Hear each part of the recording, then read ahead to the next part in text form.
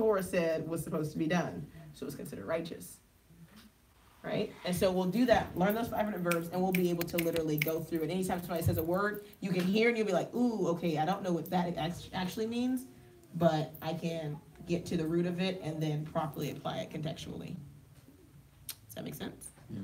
All right. Okay. All right. Come on, y'all give Huda a hand for that lesson.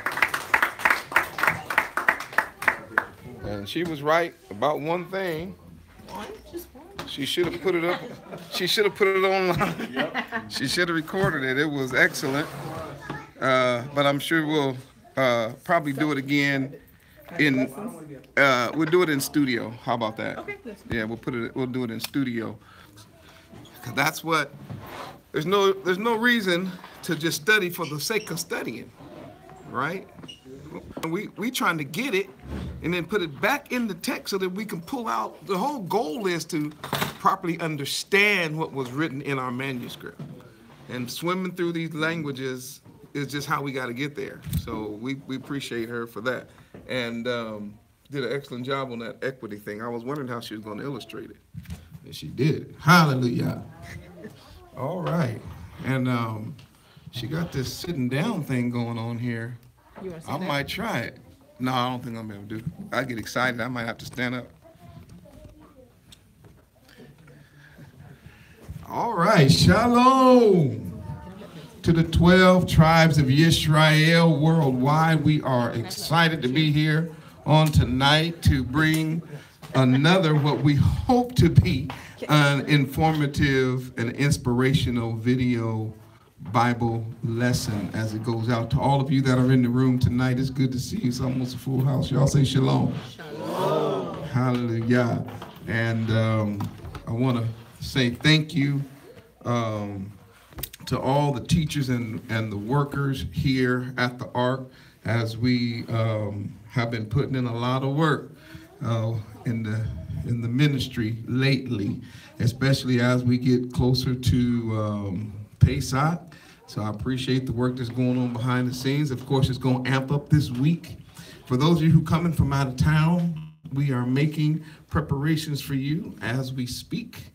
And hopefully everything will be, it'll be decent and in order and beautiful and fun, and your trip will be worthwhile. Let me take our time to once again, I need to do this. I need to thank those of you who have supported this ministry across the nation, especially during the time of the feast.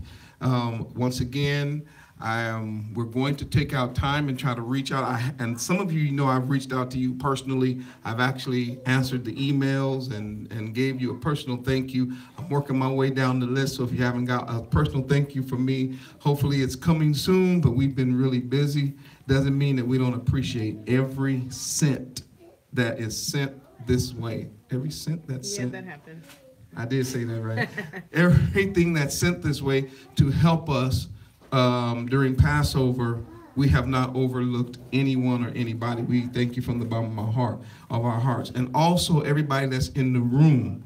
I know you all know that that's going to be a busy week for all of us, but we're up to the task. And so I really want to thank you for what you're doing. And when you all come out here, you're going to get a chance to actually see some of the people that actually here at the Fresno Awakening Remnant Coalition. Okay.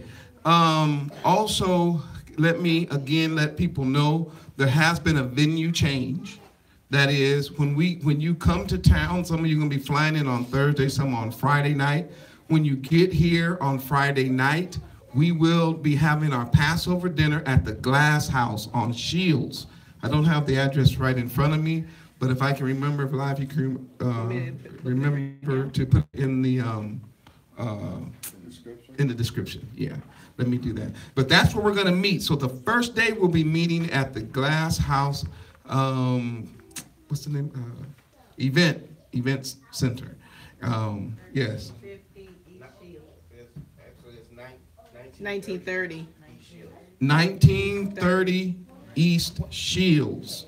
Okay, and it will be in the description. We look for. We've been getting people signing up almost every day, It's going to be hundreds of you Hebrews here converging on Fresno on Passover. It'll be a beautiful thing, and we're looking forward to it.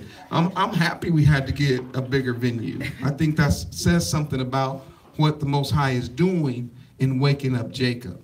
And so get here early. Please, if you have not done it, remember to bring with you a suggested donation of $20 per adult. Kids under 12 eating free. Nobody turned away from the Passover meal for lack of funds. That's just how it is. And many people have asked about baptism. I gotta let you all know we are baptizing the very next day, which will be the Shabbat, and it'll be at Millerton Lake.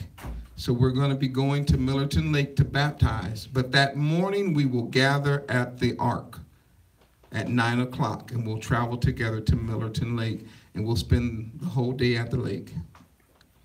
So if you want to be baptized, do that. Don't forget, the water will be kind of cold. We've been having some rains. We got some snow runoff, and it's going to be kind of cold. But if you want to bring a wetsuit, you can get them sometimes for $40 or $50. Just to let you know. I know that might be a lot for some, but if you want to just go ahead and get in the water, hey, you're not going to be in there that long. But we look forward to it. We're going to have singing and dancing and all that. Don't forget, bring your instruments, bring your hand drums, and most of all, bring a really good attitude, because we're going to have fun. We're going to sing. We're going to dance. We're going to meet people. It's a family affair. Hallelujah. All right. My lesson tonight is taken from Exodus chapter 9. Exodus chapter 9. Every year during the feast days, I go over the passages of the feast days. Sometimes I go over them, 10, 20, 30 times. Because I just like, thank you, I like keeping myself familiar with the passages. And every time I go through them, Zion, believe it or not, I'm still learning, and the Most High is still showing me stuff year by year that I don't see the year before. And of course, this year is no exception. The title of tonight's Bible lesson is Pharaoh's Confession. Can those of you in the room repeat that? Say Pharaoh's Confession. One more time. Pharaoh's Confession. Yeah, he confessed something that we need to hear from his own mouth.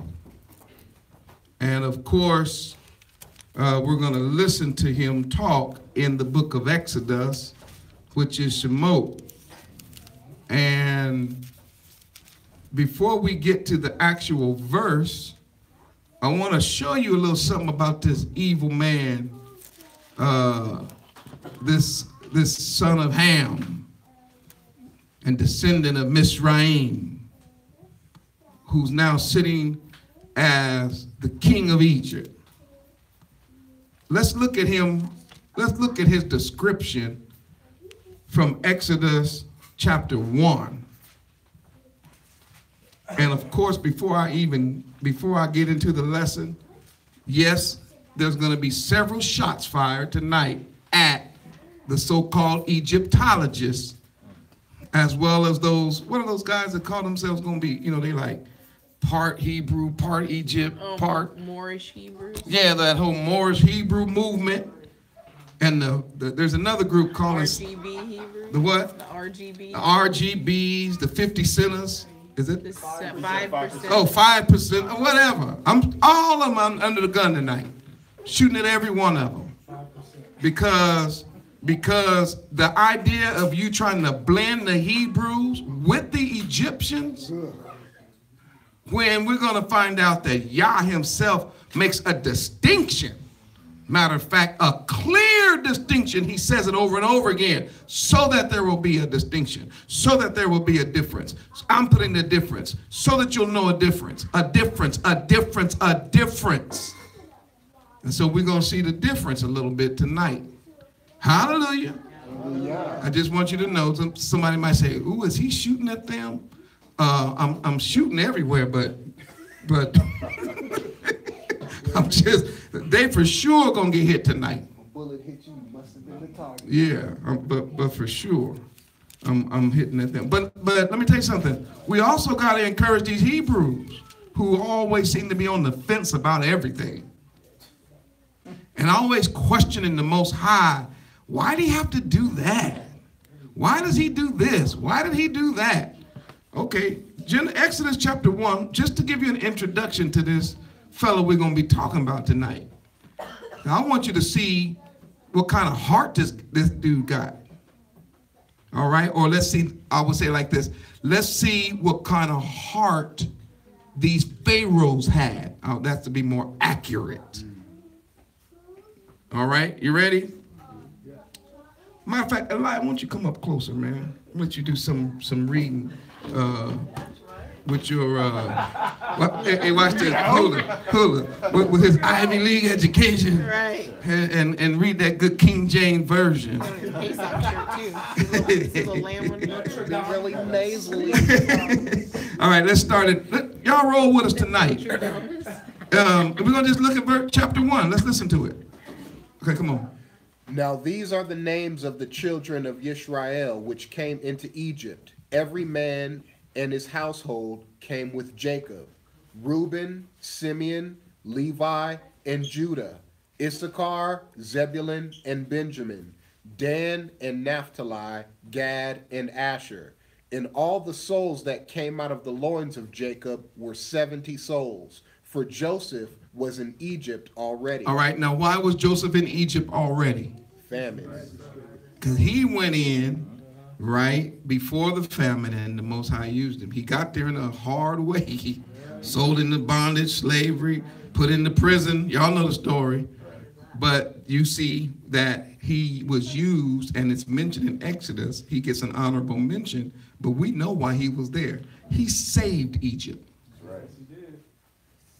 So the Hebrew Israelite, Yosef, is the reason that Egypt is a nation at all. That's right. All right, just thought I'd throw that out there. Because I'm telling you, I'm taking shots. A Hebrew saved Egypt. An Israelite. All right. Come on. Verse 6, and Joseph died, and all his brethren, and all that generation. And the children of Israel were fruitful, and increased abundantly, and multiplied, and waxed exceeding mighty. Mighty. And the land was filled with them. So what happened was, we was over in Egypt making a whole lot of babies and getting strong and intimidating to the Hamitic descendants and the descendants of Mizraim. In other words, the Hamites of Egypt was getting afraid of us. Come on. Verse 8, now there arose up a new king over Egypt, which knew not Joseph. Now, how you get a fella become the king and don't know Joseph? And Joseph saved Egypt. All right, just want to go. Come on. Verse 9, and he said unto his people, behold, the people of the children of Israel are more and mightier than we. So they're more and mightier. They're not the same. The Hebrew Israelites are more and mightier based on not my words. Watch this. Not the words of the Hebrews. They're more and mightier based on the word of the king of Egypt. He ain't got no reason to lie. Come on. Verse 10, come on, let us deal wisely with them, lest they multiply. And it come to pass that, when there falleth out any war, they join also unto our enemies, and fight against us, and so get them up out of the land. This is what they said. We got to do something because they're bigger than us, stronger than us, and they can whoop us. They know that they don't stand a chance mano on mano. They say all it takes is just one enemy to show up and these Hebrews join with them, they're going to kick our tails and leave. All right, come on. Verse 11. Therefore, they did set over them taskmasters to afflict them with their burdens. Watch this. Important. And they built for Pharaoh treasure cities. Wait. Who built them cities? Hebrews. So whenever you're trying to give the Hamites credit for what you see in Egypt, you're looking at the work of Hebrews. Hebrews built the treasure cities. That's right. That's right. Bring it out. So when you talk about you are Egyptology or look, you looking at the hand and the work of Hebrews. Hebrews saved the nation and Hebrew built the treasure cities. It's going to tell you what person was in office. Read it. Yes. And they built for Pharaoh treasure cities, Pithom and Ramesses. So they named them. Cities still there today. Come on. But the more they afflicted them, the more they multiplied and grew, and they were grieved because of the children of Israel. That has never changed. We don't die, we multiply. Every time, the more pressure we get on us, the bigger and badder we become. It's been that's our mode of operation. All right, come on. Verse 13. And the Egyptians made the children of Israel to serve with rigor, and they made their lives bitter with hard bondage, in mortar and in brick and in all manner of service in the field. Mm-hmm. All their service, wherein they made them to serve, was with rigor. Mm-hmm.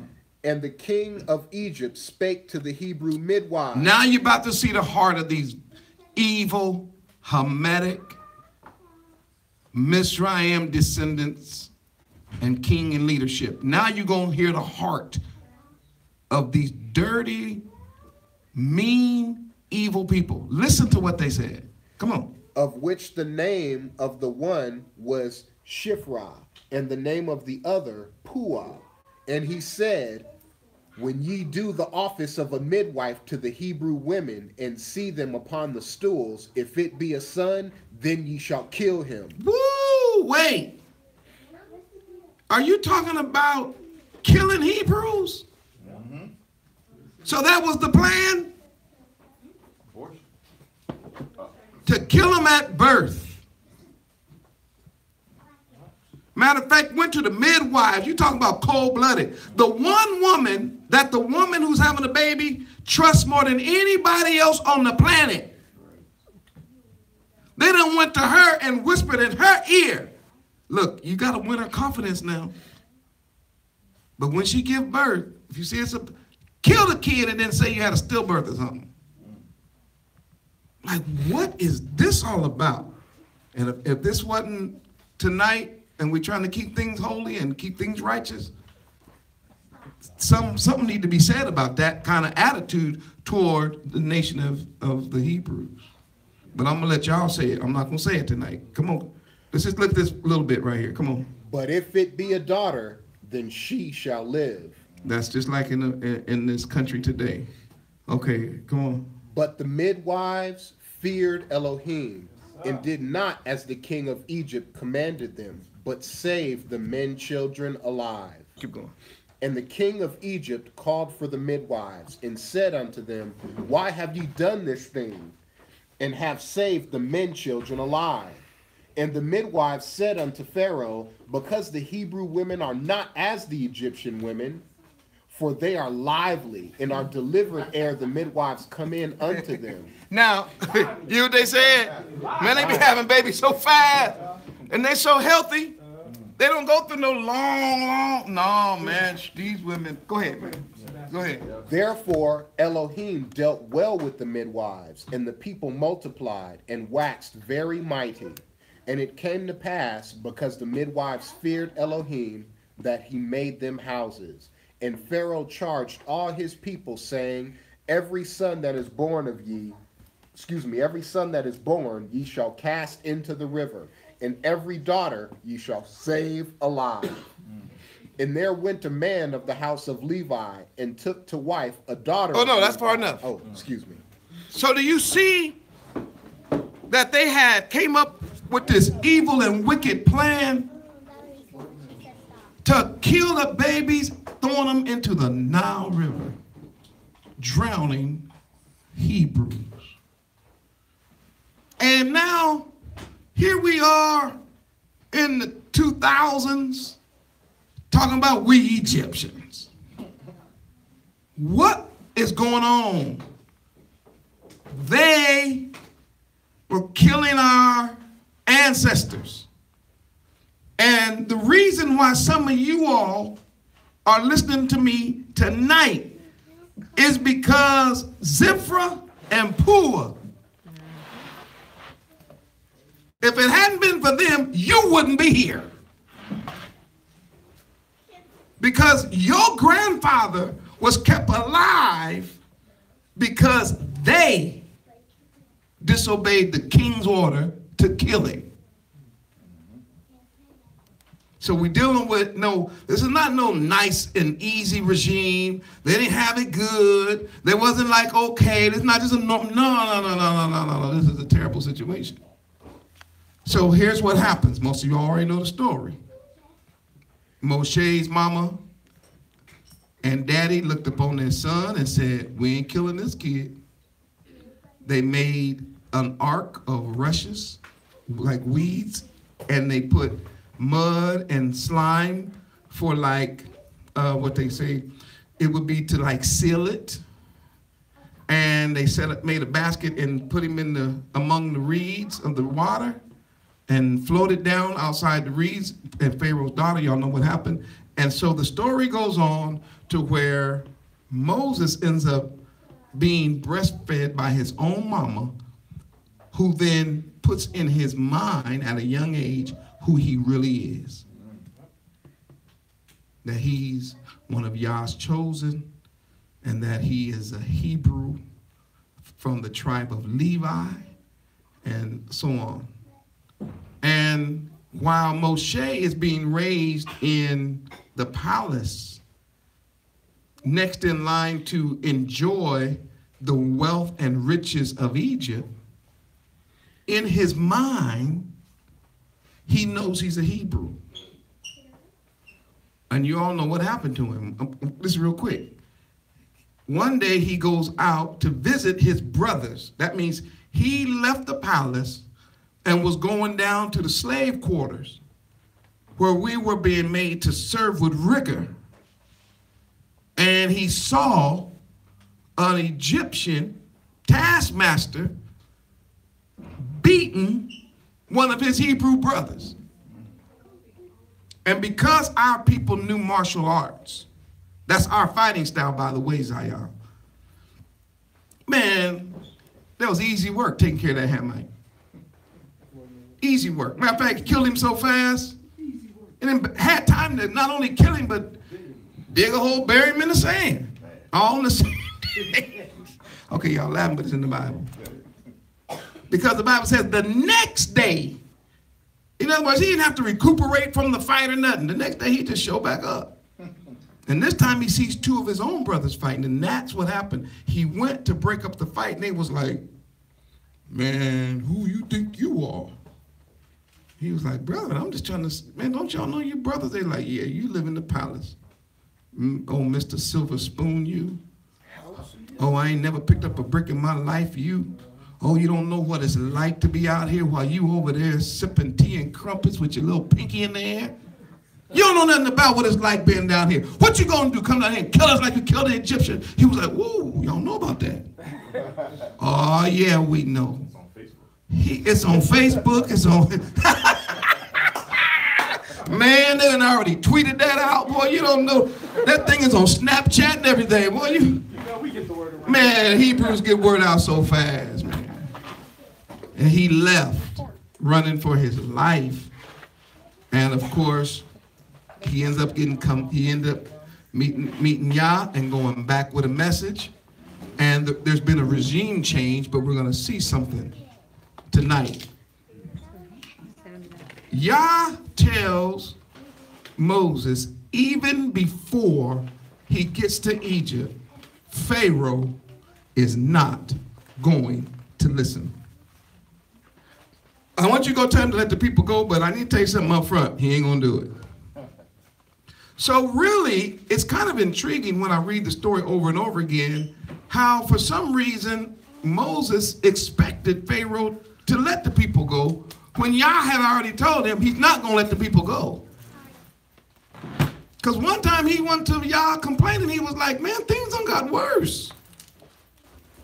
And Yah was like, didn't I tell you what you was dealing with before you even got into it? Zion, can I say something? Some of us are on task for the Most High Yah.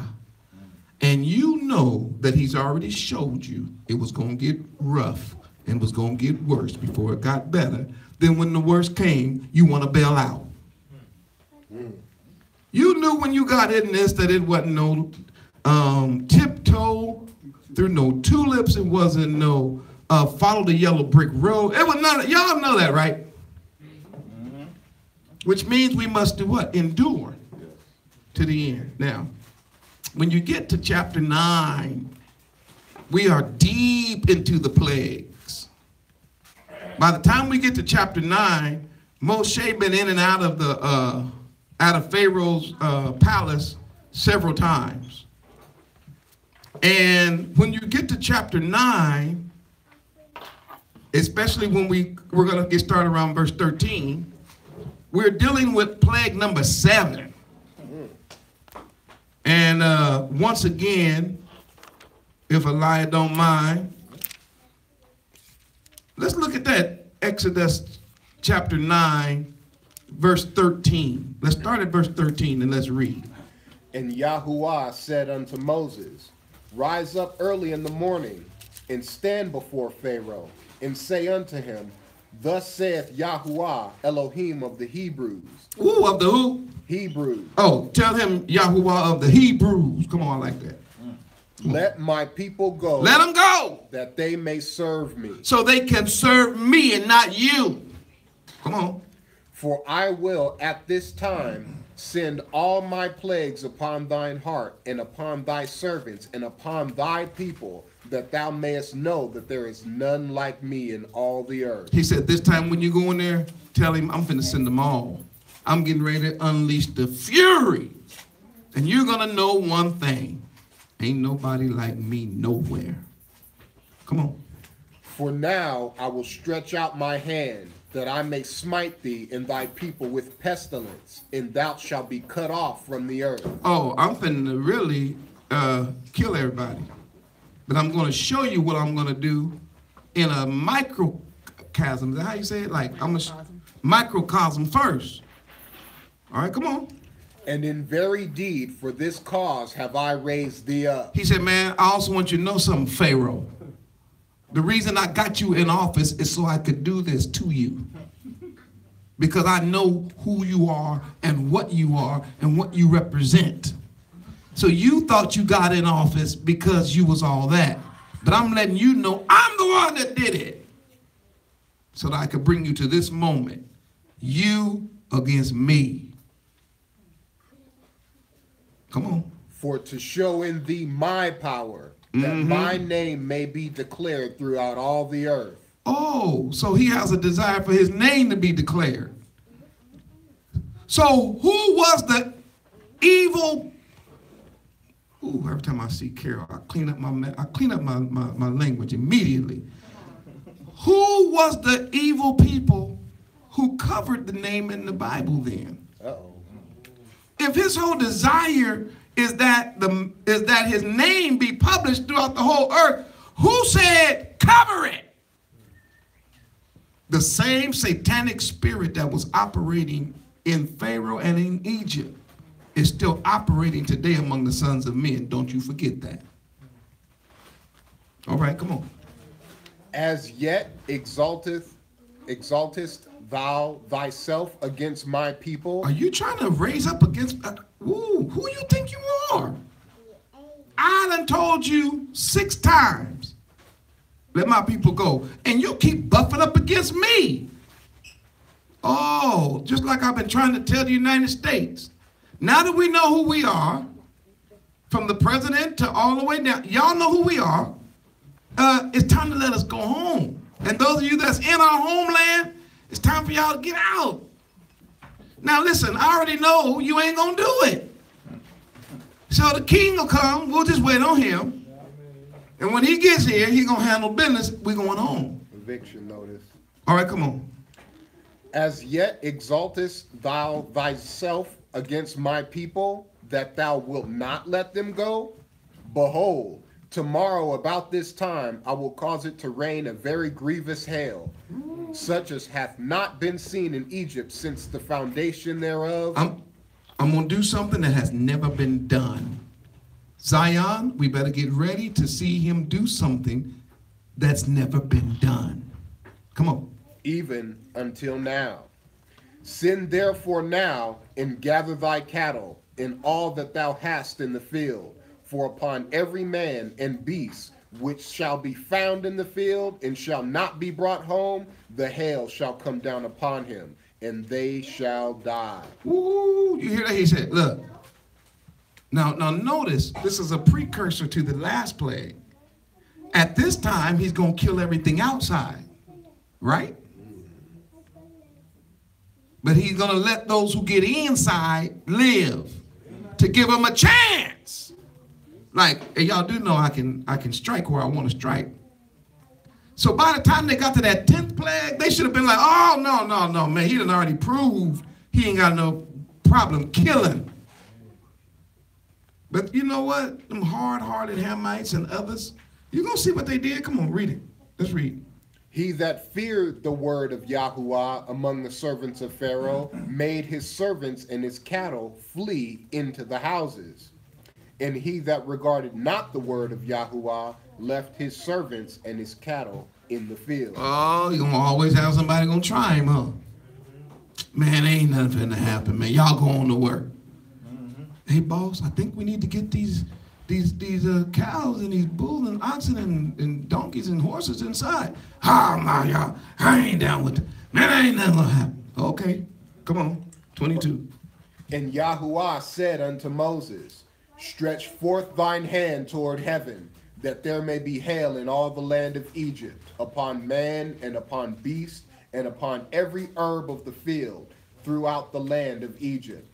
And Moses stretched forth his rod toward heaven, and Yahuwah sent thunder and hail, and the fire ran along upon the ground. Can y'all imagine that scene? Fire and ice falling at the same time. Fire is literally running on the ground. It's mingled. I don't have time to talk about that judgment. That's a cold judgment, that fire and ice. Because 2 ways to burn you. You do know that ice will burn you, right? Yes. And fire will burn you. It represents the 2 extremes of Yah. I ain't got time to deal with that tonight. I'm going somewhere with my lesson. Come on, man. And the fire ran along upon the ground, and Yahuwah rained hail upon the land of Egypt. So there was hail, and fire mingled with the hail, very grievous. There it is.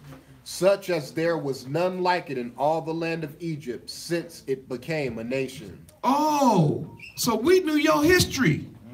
You Egyptologists and Egyptian whatever.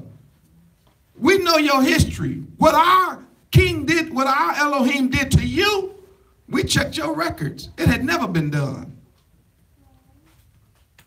You couldn't stop it either. That's why I'm not down with the Egypts. No, all they gods pale in comparison to the almighty Elohim Yahuwah. There's no contest. Oh, you don't believe me? Let's keep reading. And the hail smote throughout all the land of Egypt, all that was in the field, both man and beast. And the hail smote every herb of the field, and brake every tree of the field. Watch this next one. Only in the land of Goshen. Only where? Only in the land of Goshen. Who was in it? Who was in Goshen? Hebrews. The Hebrews were, come on. Only in the land of Goshen, where the children of Yisrael were, was there no hail. Now, you know that is a precise, what they call a precision strike. when you're taking out everything that's still outside. And I mean, it's dropping. But when you get to Goshen, man, Hebrews out there, man, just singing and whistling and, man, playing dominoes and stuff. I mean, it's, matter of fact, I'm telling you, man, that scene pissed off Pharaoh. But let's keep going. Only in the land of Goshen. Go verse 27. And Pharaoh sent and called for Moses and Aaron. Here's my lesson tonight, and I'm going to be done. Here's my lesson. Listen to this verse again. Let's look at verse 27. Come on. And Pharaoh sent and called for Moses and Aaron and said unto them, I have sinned this time. All right, he said, I have what? Sinned this time. Do we have a confession? Yeah. And we have a confession that's based on sin. The Hebrew word for sin, chata, means he's missed it. I'm off. I'm wrong. I'm not even close to the mark. Pharaoh confessed he was a sinner. Stop making Pharaoh into some kind of weird god. Gods don't say, I'm a sinner. Gods don't bow their knee down to another god and confess, I'm a sinner. No, he's a man. Everybody in Egypt ain't nothing but men. Oh, man, those people was God. As a matter of fact, woman, you God. That's why I'm into Egyptology. Nah, baby, you ain't God neither. If Pharaoh ain't God, you sure ain't God. Pharaoh said, I sinned. I'm reading it right here. Come on. Pharaoh said, I have sinned this time. Come on. Yahuwah is righteous. Wait. This is Pharaoh's confession. That's the name of this message. Pharaoh's confession.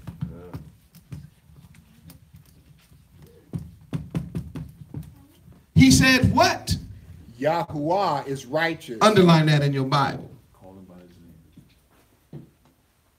At first, when he went back, he told Moshe, I don't know no Yahuwah. I ain't got no clue no Yahuwah. Who is this Yahuwah? But by the time you get down to chapter 9, he like, hey, I'm a sinner. And Yahuwah is righteous. Y'all went over that word tonight. What was it? Come on, Zadok, which means what? Righteous, equitable. That he's the one who's correct, right, equitable, knows how to judge, makes all the right decisions, never make a wrong decision. He was confessing.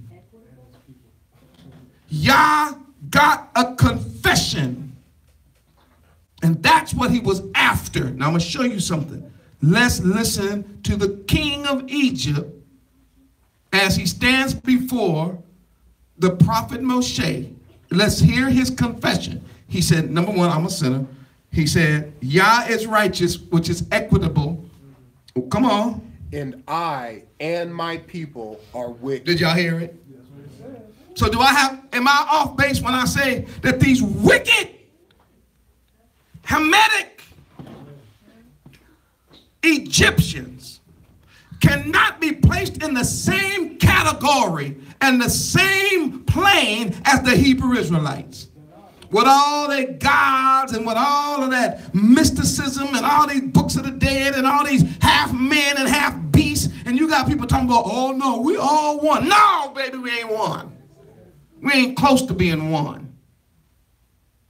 And when confronted with the Most High Yah's power, when he saw Yah mingle fire and ice and tear up everything, man, in Goshen, man, they was over there drinking sweet tea.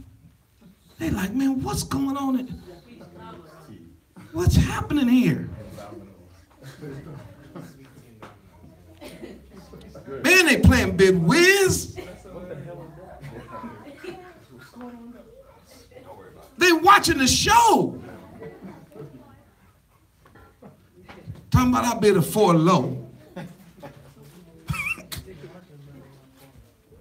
while the king is making a confession that for some reason today, I guess we done forgot he said it. He said, Yah, I'm a sinner. Yah is righteous. Now watch this last line. And I, come on. And my people. Wait, no. It's just me. And my people. The king said, it ain't just me. He says, my people are, now watch the word. Come on. Wicked. The Pharaoh is confessing something so deep here, Zion, that after this definition and then a couple of words of application, you will never forget it. Number one, anybody looking into Egyptology or Egyptian mysticism or Egyptian anything, you ought to know that the confession of the Pharaoh that was in charge when the nation fell, because it has never recovered. You know that, right? Egypt has never recovered from the plague that came down from Yahuwah in the days of Moshe. It has never risen back to its height. The king that was there when it was on top said, we are wicked. We are doing everything against Yah. Oh, at first you said you didn't know him. So you was a liar, which means you knew the way. You knew the truth. You knew the life. You knew righteousness. You knew the walk. You knew who them Hebrews were. You knew that you were supposed to let them go. But you confessed in front of the whole world that you're wicked. Now watch this. The word wicked, the Hebrew word for wicked, which is rasha, it has a root word. And the root of that is just shah, which is shin ayin. And what's interesting about shin ayin is that a lot of times that particular root is connected to something very positive. But let me break it down for you real quick. The root word for, shah or shin ayin means to watch, to cry, to rescue, to lean, or to look. To watch, to cry, to rescue, to lean, or to look. So when we're talking about a person, then you have the idea of like a shepherd, right? For a shepherd watches. You can talk about a staff that is used to rescue. You can talk about an eye, which is used to see. So the root of this word has to do with watchfulness.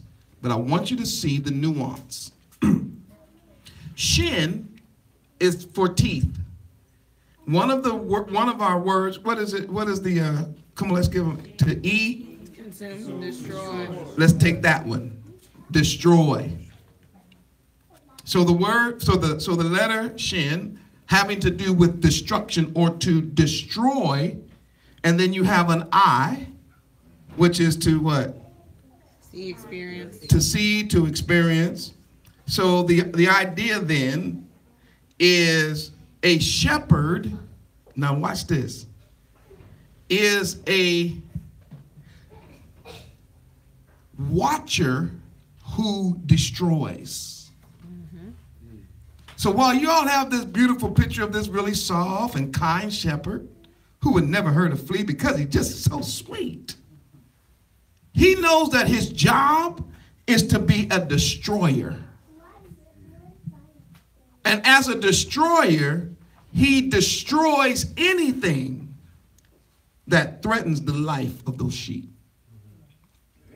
He don't play patty cake with bears. He kills them. He ain't playing checkers with wolves. He kills them. And let me tell you something. He ain't playing backgammon with thieves and robbers who seek to take his sheep. He kills them.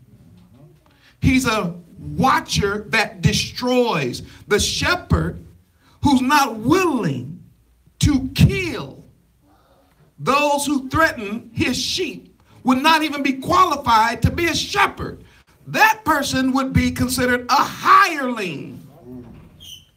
That's the one who runs when he sees danger, versus a shepherd who will lay his life down. Who made a statement earlier that she got from me, hallelujah. If you want, but she can have it now. Yeah, it's cool. Well, thank you. You're welcome. You can. She got it from me. If you want the proper definition of any Hebrew word, find out how Yeshua used it. Yeah, I did. I saw that. Once you see how Yeshua, oh, she confessed it worldwide. Hallelujah. She said, oh, yeah, I did steal that one. That's true. Let me say it louder. Once, now you good. She said, want me to say it louder? No, we heard you good. Once he speaks on it or uses it, you're going to always see it the way it was supposed to be seen. That's why he said, I am the good shepherd, and I lay down my life for the sheep. Right? So the idea of him being a good shepherd means he is a watcher who will destroy those who seek to attack the sheep. Now, I want you to see that as a positive. But because we got this idea of destroying, when you add the resh, and I really can't explain this properly, just going to have to trust the moray on this one. Most of the time when a resh is used in a word, it turns the word negative. The picture of a resh is a man's head. So oftentimes it has to do with man getting into something, or man looking at something, or man's way of doing something. So watch this. So if you add that head to the shin ayin, then you add the resh. What you now have is the idea of leaving the right path. You have the idea of not watching, but becoming lost. And because you're lost in your own wickedness, watch this, then you are wicked. So righteousness is then walking according to the path of Yah. Wickedness is deterring or being detoured from the path of Yah. What's this? Righteousness is hearing Yah's instructions and then doing what you heard. Wickedness is hearing Yah's instructions and saying no. So what we get in Pharaoh, watch this, is a confession. He does not say Yah is wicked. He does not say, Moses, you're wicked. He does not say, men of Hebrews are wicked. No, he says, Yah's righteous. So all you Egypt folk out there, this man got 2,000 billion gods to worship. But when he stood before Moshe and made the confession to the world, he said, hey, he's right. I'm wrong. But guess what? We like our wrong. I think y'all catching the message. He said, it ain't just me. My people wrong. We all do whatever the resh. We do what we want to do. We're heady people. We're high-minded people. We are wicked. Watch this word. When you look at Rasha, it has a definition that means to act against a law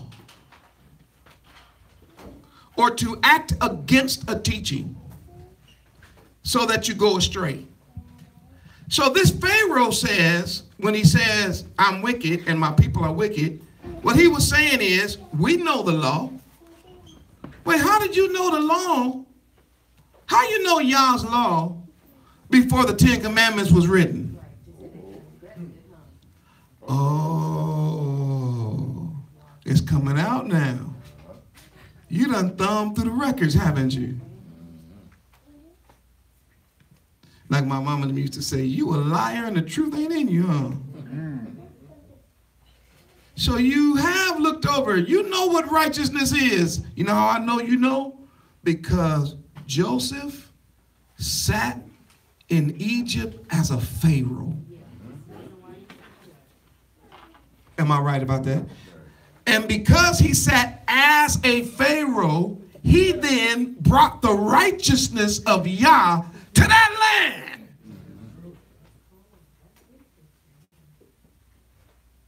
So the rejection of Joseph on purpose was also a rejection of Torah. That's how they were able to recognize the wickedness. They knew that they were being brought back to the Torah, the teachings of Yah. Quickly, y'all. We got to go here quick. Romans chapter 1.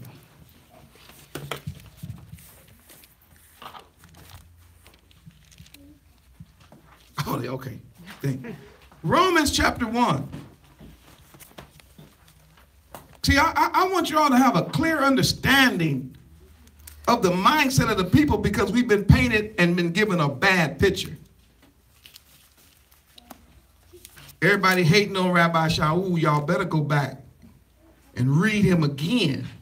He knows Torah better than everybody.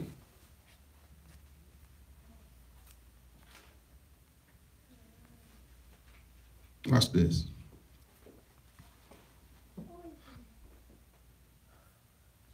All right. Verse 16. For I am not ashamed of the gospel of Hamashiach. It's the power of Elohim unto salvation to everyone that believeth. To the Yehudian first, and then to the Greek. For therein is the righteousness of Elohim revealed from faith to faith, as it is written. That's in Habakkuk, by the way. The just shall live by faith. For the wrath of Elohim is revealed from heaven against, talk back. All ungodliness. All right. And unrighteousness of men. Who what? Can you see Pharaoh? You know the truth. You choosing to live unrighteous. Don't believe me. Come on. Because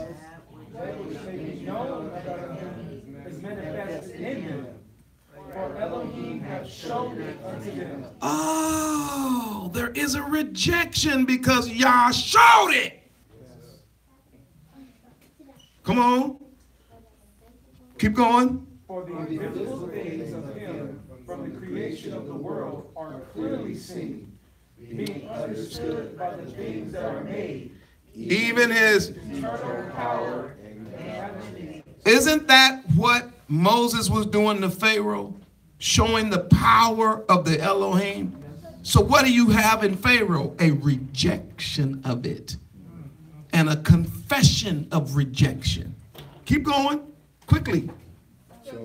So that they are without excuse. I need more than one person. So that they are Without excuse. Say it again. So that they are Without excuse. talking about how would they know? They grew up in Egypt. I mean, come on. What about the people all over the world who ain't never heard of Yah? How many times y'all heard that? All the time. The world is without excuse. Best-selling book ever. If ain't nobody ever even talked to you, you can look up in the sky. You know you didn't put that sun up there. Right. You know you don't make the moon go through her phases. You ain't put a twinkle in not one star. You can't make one raindrop. I'm getting too excited. It's just Bible study. I'm trying to show you something. Every culture knew Yah because the civilization of mankind bottlenecked at Noah. And Noah only had 3 sons. And those 3 sons went through the flood with him. You don't think they all didn't know Yah?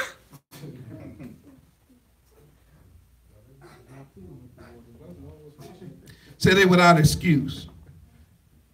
Because what they really did, they changed the glory of the incorruptible Elohim into an image like unto corruptible man and birds and 4-footed beasts and all the other creeping things that these. I'm almost, I forgot where I was. Oh, Exodus. Let's get in Exodus. Quickly. What verse are we at? 28. Are we at 28?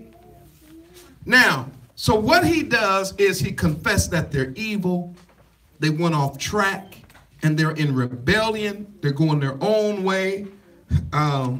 Let's see, the resh represents the head, which is rule or thinking, so they're being led.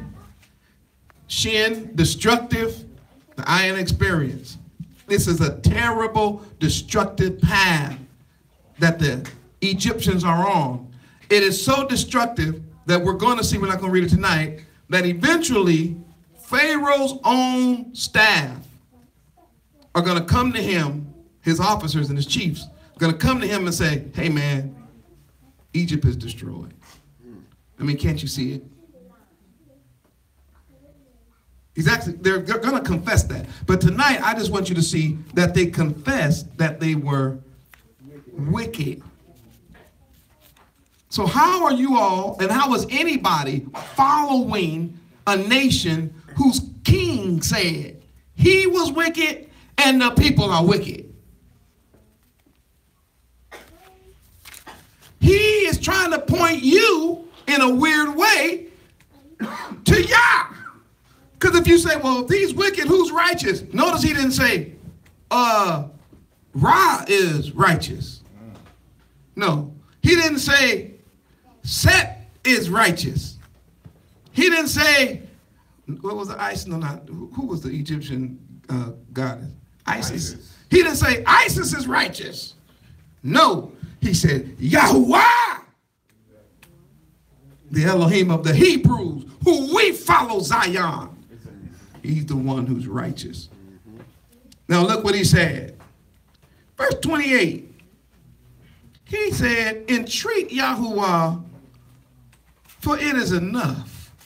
I said, huh? Wait, ain't you big bad Pharaoh? Ain't you the king? Won't you pray to that frog god you got sitting up behind you? And with that stupid laugh from the king. You already know we can't do that. Frog god ain't got no power.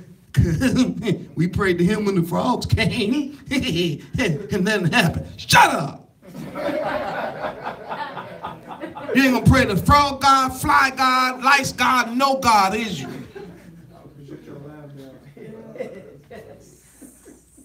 You're wicked. The people are wicked. You confessed it and then asked the preacher to pray for you and to ask Yah to remove it. But watch this. And then I'm going to get out your way. Y'all been kind. Come on, read for me, I believe. Entreat Yahuwah, for it is enough that there be no more mighty thunderings in hell. He said, man, these thunderings, this hail, this lightning. He was like, just ask him to stop it. Come on, man. And I will let you go, and ye shall stay no longer. Verse 29. And Moses said unto him, as soon as I am gone out of the city, I will spread abroad my hands unto Yahuwah, and the thunder shall cease. Neither shall there be any more hail, that thou mayest know how that the earth is Yahuwah. That's just too good to me. He was like, I'm just going to spread my hands, and then you're going to see. He running everything. Come on, one more. I mean, we're going to go 2 more. Come on. But as for thee and thy servants, look. Come on. I know that ye will not yet fear Yahuwah Elohim. I'm under no delusion. I know that the only reason you're asking me to pray for you is because of the pressure you under, not because you love Yah. And right now, worldwide, can I put this out? I know a lot of y'all. The only reason you want Yah to do something for you right now tonight is not because you care about him, love him, want to support his kingdom. You just trying to get out from under some pressure. See, confessing that you wrong and that you a sinner, watch this. Baby, that ain't enough. Well, I confess my sins. I see people do that all the time, and I guess I'm getting callous in my old age. But tears don't move me like they used to when I first got in the walk. Every time somebody cried, I cried. I felt bad for them, like, oh, really? And I'm like, man, these Hebrews is lying. Tears as fake can be. All they want is relief from their pain. They get to confessing. I confess I was smoking that weed and I was getting high. I was on that Sherman. Well, Sherman's out of date. I was smoking that crack and hitting them lines, and I just want the Most High to just forgive me. No, you trying to escape the consequences and the pain, because as soon as there is what the King James used the word respite, as soon as there's a little break in the pressure, you go right back to the exact same sin that got you in that place, that position in the first place. Can I be honest with you? You wicked. But confessing that you're wicked is not enough. Moshe said, I know you don't fear Yah, which is very interesting. The root word of the root word for this word here for fear is another very interesting word, because the word comes, it's one of the root words that we use, like more or Torah or Moriah. Can anybody guess what the root to those words are?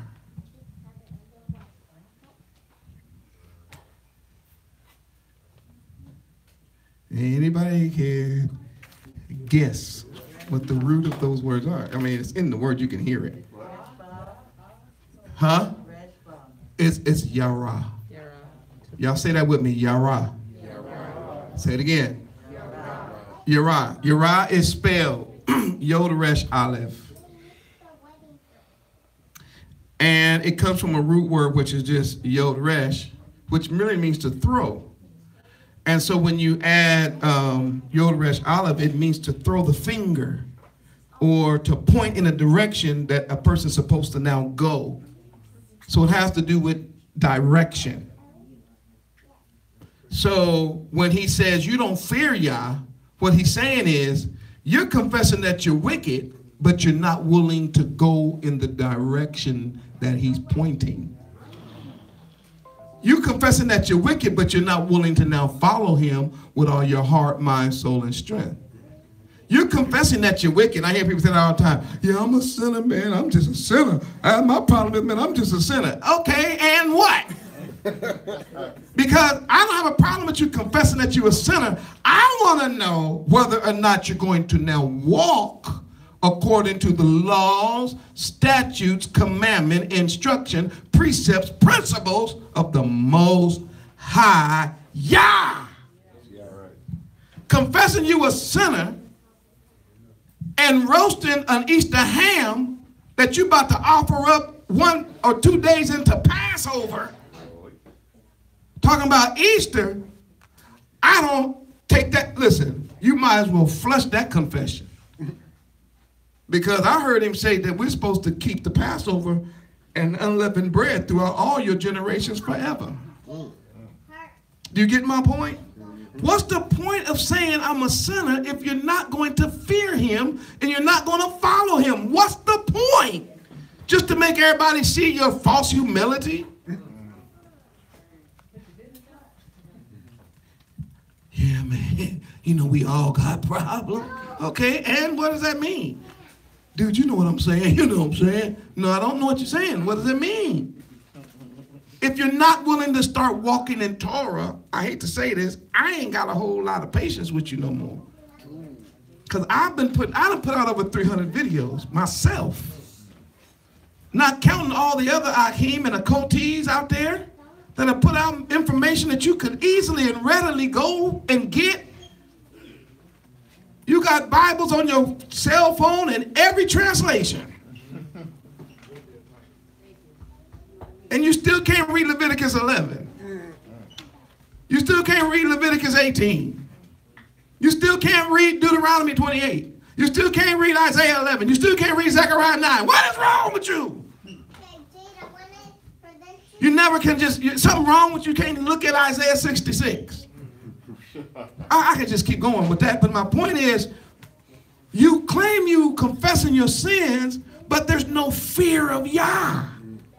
Because the fear then makes you travel the right path. So can I tell you the difference between, say, a Pharaoh and a David? They were both kings, right? Y'all in the room? Pharaoh and David, both kings. Pharaoh and David both confessed they had sinned. So what's the difference between the end of Pharaoh and the end of David? I'm talking about King David, King Dawid. What happened? Simple as that. When confronted by the preacher about the sin, because he was under pressure too, just like when confronted, Pharaoh's heart got harder. Where David said, create in me a and renew a, line my spirit up with Yah. Am I in the room, Zion? Can I just say it like this? Pharaoh went to hell and is still in hell to this very day. While King Dawid is enjoying paradise with the fathers because he decided to go in the right direction after the confession. My last verse has to do with James chapter 1, and I'm just going to give you this. James chapter 1, verse 22. We'll shut it down. Yep. Pharaoh did confess he was a sinner, but that didn't make him saved. Like some of you Christian churches out there, well, all you got to do is confess you a sinner. No, baby, that ain't all you got to do. Well, once you confess you a sinner, all your sins forgiven, past, present, and future. Then why did Pharaoh and his army end up drowned in the Red Sea? In the Red Sea? Oh. Now here come that funny preacher laugh. well, you know what I mean. No, I don't know what you mean. I need book. I need this. I need script. Let's see if in the New Testament the rules changed. Let's see. Anybody got James chapter 1? Who have it? Can you read it can you read James chapter 1 verse 22? Man, I wish I could read from 19 to 25. Do it. Why not? Can we do that? Yes, y'all not gonna leave? No. Okay, let's do that. Let's go ahead. Let's go to James chapter 1. Let's start at verse 19 and let's read to verse 25. Go ahead. Wherefore, my beloved brethren, let every man be swift to hear, slow to speak, slow to wrath. For the wrath of man worketh not the righteousness of Elohim. Wherefore, lay apart all filthiness. How much? All filthiness. He said lay it aside. Don't just confess it. Get rid of it. Come on. And superfluity. Superfluity. My goodness, it's rare for me to trip on the word. Of naughtiness. And do what? And receive with meekness the engrafted word. He said, and receive with meekness. Now we dealt with that. We dealt with it as a group when I said when we preached a message on blessed are the meek. Remember that? So he was saying basically Pharaoh's problem was he was unwilling to receive with meekness the word of Yah. Okay, come on. Which is able to save your soul. Oh, which would have done what? Save your soul. Okay, keep going. But be ye doers of the word. Be what? Be ye doers of the word. No. We don't have to do Passover. We just need to hear it. We don't have to do the dietary law. We should just read it. We don't have to do Shabbat. We should just read it. Because Yah freed us from all the doing. Well, you out your mind. This New Testament. Matter of fact, James is almost at the end of the New Testament. Come on. Be ye doers. But be ye doers of the word, and not hearers only. Don't just hear it, do it. Say it again. Be ye what? Doers of the word. Everybody together. Be ye Doers of the word. and Not hearers only. do it again.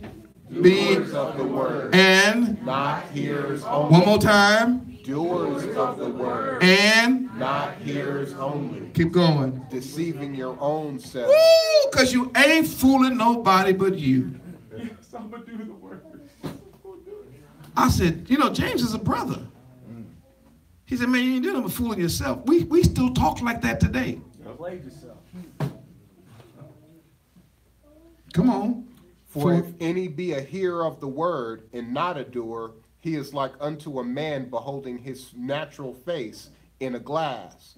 For he beholdeth himself and goeth his way, and straightway forgetteth what manner of man he was.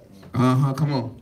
But whoso looketh into the perfect law of liberty and continueth therein, he being not a forgetful hearer, but a doer of the work, this man shall be blessed in his deed. That perfect law of liberty is Torah. That's right. Now, back to, I got to shut it down in Exodus because that's where I started. So go back to Exodus and let's listen to this. Let's see if Moses was right when he said, you don't fear Yah. Verse 31. Exodus 9:31, and we're out. Come on. I mean, we're going to read to the end of the chapter and we're out. One more page. Oh. Okay. And the flax and the barley was smitten, for the barley was in the ear, and the flax was bold. Oh, by the way, I better say something. You see the barley was in the ear? I just showed Elijah on Shabbat that the barley is in the ear right now. Sure was. Which means that it's still inside. The seed has not, it has not opened to reveal the seed. So what's happening here is he's saying the reason why after the storm hit, that they were still cool, like the reason that Pharaoh didn't trip was because he said, oh, the barley is still in the ear. It hasn't opened yet. So therefore we can still eat. Yah didn't kill it all. He didn't destroy it all. And those of you who think Passover was last month, there wasn't no barley up last month. And those of you who think it's a month away from this month, you're going to not be dealing with the first fruit. You're going to be dealing with the second or third or the fourth fruit. This is the first showing of the barley, and in a week or two, you're going to start seeing the barley open for the first time. Right now, it's still closed or just now starting to open. So we know what time this happened based on the barley. Come on. But the wheat and the rye were not smitten, for they were not grown up. Come on. And Moses went out of the city from Pharaoh and spread abroad his hands unto Yahuwah. And the thunders and hail ceased, and the rain was not poured upon the earth. And when Pharaoh saw that the rain and the hail and the thunders were ceased, he sinned yet more, and hardened his heart, he and his servants. And the heart of Pharaoh was hardened, neither would he let the children of Israel go, as Yahuwah had spoken by Moses. What was the point of all that confession if you still ain't going to follow Yah? His heart got harder. As I said, there was a difference between him and David. David's heart got soft. and pure because he wanted to keep the Torah. Pharaoh is then killed and destroyed, and his nation is brought to nothing. Where King David is in glory. I have more to say, but I'm just going to cut it off. But my mind is racing and my heart is, I could go, but I'm going to cut it off. I hope this was informative. I hope it was encouraging. And I hope it was convicting. Because the idea is not to be like Pharaoh.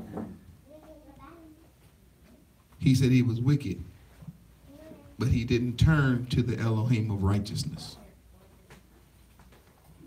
Let's not be like that, Zion. Let's not be hearers of the word and not doers. Hallelujah. Hallelujah. Hallelujah. Those supporting this work that's not in the room, you know you can go to Awakening Remnant. If you think that these kind of messages are vital to the kingdom, won't you just make a donation to help us keep going? Those of you who are doing that already, thank you for what you're doing, and you see we're still here. Hallelujah. We got a tour we're putting together for this summer. We're going to make it through the South and try to get to the East Coast on our tour.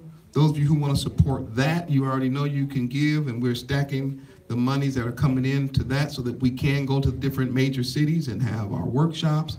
We're trying to do the feast days. We're trying to keep these messages going. So if you be kind and you will support, hit that donate button and donate to the Ark. Let it continue to bless you while you're being a blessing. That way we'll work it together. That's awakeningremnant.com. All right. Oh, and also somebody told me to remind people to subscribe to the channel. I never really tell people to do that because I always forget. And I guess there's a bell on there that I don't even know about. Yep. I just found out that there's a bell. I didn't know what that bell really represented. But I guess every time we go live, you get a notification. And you can be with us online together. So just simple thing, hit the subscribe button and hit the bell, and we can continue to do this together. I want to thank Hula for opening our eyes to beginning Hebrew tonight. It was excellent. And your example of equity was fantastic. I will never forget it. So I really appreciate that. Any questions?